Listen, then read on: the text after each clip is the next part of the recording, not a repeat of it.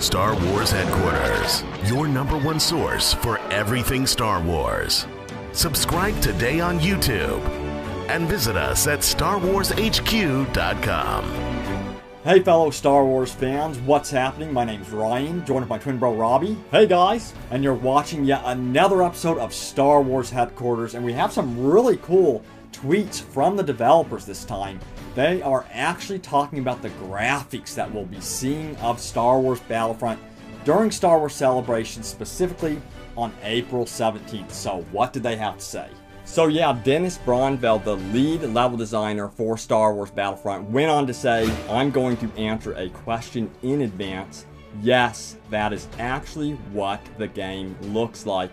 And it's so good to hear this. I really do think he's referring to the initial trailer we saw, showing off that prototype footage of the engine. So I think it's going to even look better. That would be incredible.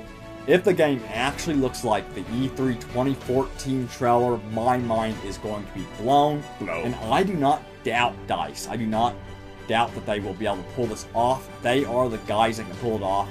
After seeing Battlefield 4, it runs at 60 frames per second, has tons of explosions, tons of players on the screen at once. They can pull it off. They're the guys to get the job done.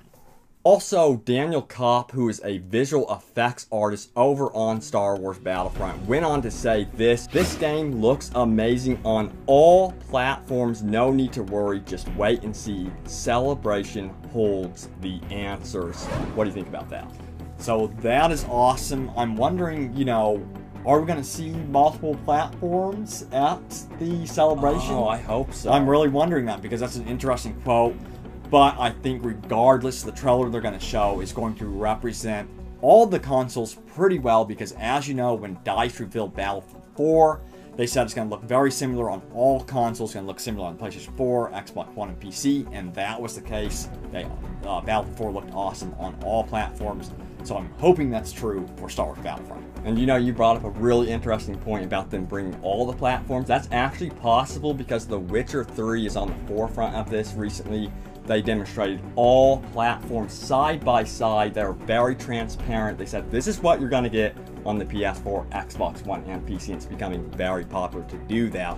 So actually, I wouldn't be surprised if we did see something like that.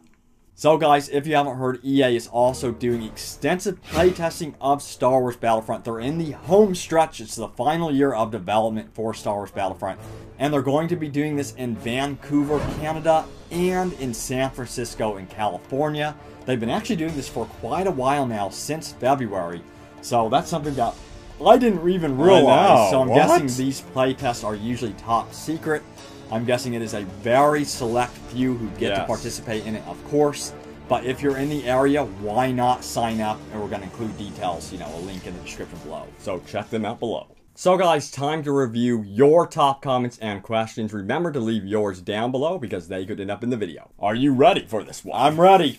So Dubs Colors goes on to ask, Star Wars HQ, do you think they should add a kill streak type thing, like if you get a certain amount of kills, you can call in the Death Star and end the whole game on a win?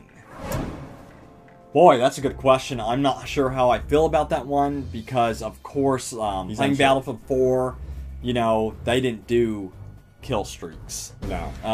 And kill streaks are, of course, from Call of Duty. Yes. And do you really want Battlefront to feel like Call of Duty? To me, it would feel too much like Call of Duty, in my opinion, with kill streaks. That's just how I feel about it. Yeah, and I don't want the players to lose control. You know, one thing about kill streak rewards is you lose control of what you're actually doing in the game. Maybe we'll see something like Star Destroyers that are controllable, but when we're talking about kill streaks specifically, I really do not want to see them. Maybe smaller rewards where you get a flak jacket like in Battlefield Hardline or something like that. But nothing, you know, where it's like an AI drone that comes in and just murders everyone. Right, and one of the reasons why I also don't want to see kill streaks is because it puts too much power into the top players of the game. Right. Puts too much power into their hands. I mean, Call of Duty can get out of hand. There could be one guy with 50 kills, you know, and you're like, how in the heck is he killing everyone? And it just makes you more angry because he's calling in kill streaks left and right. He's killing everyone.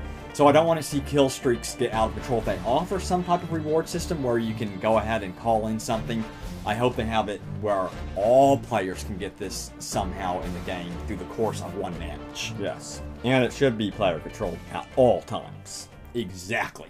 Okay, this one comes from Lord Bald Homero, who goes on to say, I'm really hyped for Battlefront, but am I the only person who would like to see a multiplayer lightsaber Star Wars game? That's an interesting question as well. What comes to mind, I know this is kind of a weird comparison, is Lord of the Rings Conquest. I remember the reason that why one. I bring that up, and I believe that was made by the people who made Star Wars Battlefront. It was, if I'm not yes. mistaken. It was made by Pandemic Studios. And they went on to make Lord of the Rings Conquest, and that game was more melee combat oriented. And it was exciting for a little bit, but it did not work well. The reason why is because there's a lot of lag in that game, and after a while it just got boring. Yeah. So if they were to do a lightsaber-based game, maybe they should do something like Mortal Kombat, where you can do finishing moves, where it says "finish him." And No. What? No. But here's my opinion on the thing. They really need to study Bloodborne, Dark Souls, Demon Souls, because you know they have PvP co-op, and it works great. You know, you've got a targeting system. Of course, lag, like Ryan just mentioned, is a problem, but I would not want it to be an entire game. I would just want it to be thrown into Star Wars Battlefront.